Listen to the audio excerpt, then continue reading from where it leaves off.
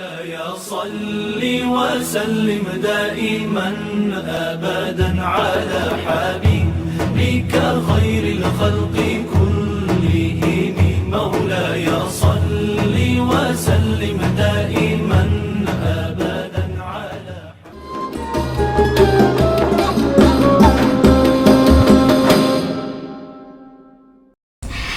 Assalamualaikum warahmatullahi wabarakatuh.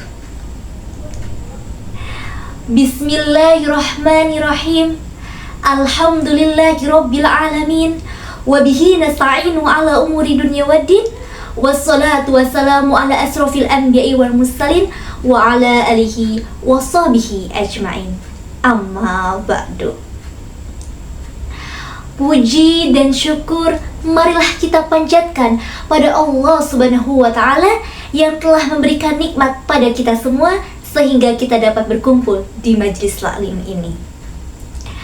Salawat dan salam semoga tetap terlimpah curah kepada junjungan kita Habibana wa Nabiyana Muhammad Sallallahu Alaihi Wasallam, kepada para keluarganya, sahabatnya, dan kepada kita semua selaku umatnya yang insya Allah taat dan patuh pada ajarannya. Amin, amin, ya rabbal alamin. Jamaah, oh jamaah, alhamdulillah, mensyukuri nikmat Allah Subhanahu wa Ta'ala. Syukur dan nikmat adalah suatu yang saling berkaitan. Seseorang bersyukur karena mendapatkan nikmat, dan seseorang dapat merasakan kenikmatan itu karena rasa syukur pada Allah Subhanahu wa Ta'ala. Kita semua tahu bahwa manusia diciptakan dari tanah dalam bentuk yang paling sempurna. Tubuh yang berdiri tegap, kaki dan tangan yang berpasangan, kepala di atas, berisi otak dengan akal dan pikiran. Mata dapat melihat, telinga bisa mendengar, kulit bisa merasakan panas dan dingin. Dengan spontan, otak bekerja, menggerakkan anggota badan untuk melindungi satu sama lain. Itulah salah satu contoh nikmat yang harus kita syukuri.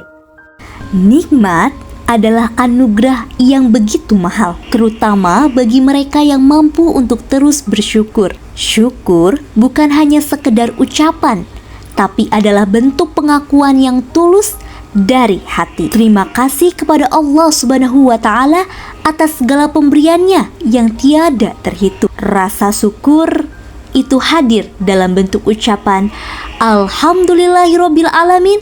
Segala puji bagi Allah, Tuhan seluruh alam, yang menjadi sumber dari setiap nikmat yang kita rasakan. Namun, syukur sejatinya bukan hanya dari ucapan. Ia tumbuh dalam tindakan nyata dengan berbagi pada sesama, membantu mereka yang membutuhkan, dan menjalani hidup dengan penuh kesadaran akan karunia yang Allah berikan. Dengan menyadari setiap nikmat, sekecil apapun, kita menumbuhkan kerendahan hati dan kebersamaan dalam kebaikan. Nikmat yang disyukuri akan terus bertambah, dan dari syukur inilah kebahagiaan yang sesungguhnya tercipta, karena kita sadar semua yang kita miliki adalah dari Allah Subhanahu wa Ta'ala.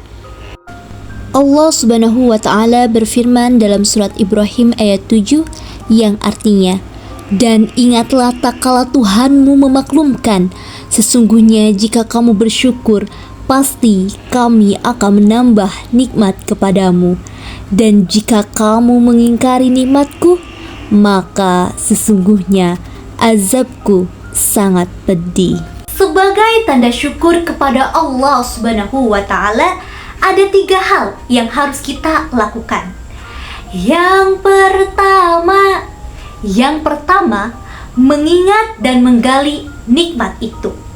Tidak setiap orang dapat merasakan dan mensyukurinya. Misalnya, nikmat sehat yang tak pernah kita ingat. Banyak orang sakit, padahal mereka banyak duit. Banyak orang sehat padahal hidupnya melarat. Jadi, orang yang pandai bersyukur akan selalu mengambil pelajaran dari setiap keadaan, baik susah maupun senang. Buat apa rumah mewah, harta berlimpah, kalau jalan aja susah? Hidup merasa serba salah, makan ini salah, makan itu salah, takut penyakit semakin parah. Naudzubillah, naudzubillah. Buat apa banyak uang kalau hidup banyak utang? Apalagi pinjam dari bank, tiap bulan bayar cicilan, gaji sebulan jadi kurang, sampai pusing memikirkan, akhirnya kepala nyut-nyutan. Jadi, kenikmatan bukan karena harta dan kemewahan, tapi ketenangan hidup yang dirasakan. Yang kedua, mencari manfaat dari nikmat itu. Memanfaatkan segala pemberian Allah agar dapat berguna bagi pribadi dan orang lain. Mari manfaatkan kesempatan yang Allah berikan dengan selalu bersyukur dan bertawakal. Belajar sabar dan ikhlas dalam setiap keadaan. Jangan bermalas-malasan, jauhi iri hati dan sifat dengki, tebarkan rasa sayang pada setiap orang, perbanyak zikir dan baca Al-Quran agar hidup menjadi tenang. Dan yang ketiga, menjaga nikmat yang Allah berikan. Maksudnya, menjaga dan merawat agar tetap berkah dan dapat bertambah. Selalu memelihara iman di dada, tetap bisa mengutamakan ibadah dimanapun kita berada, agar selamat dunia dan akhirat. Mampu mengatur waktu dan menjaga setiap kesempatan, sebagaimana dalam hadis Nabi bersabda, pesan Nabi kepada semua umatnya, jaga 5 sebelum datang yang 5.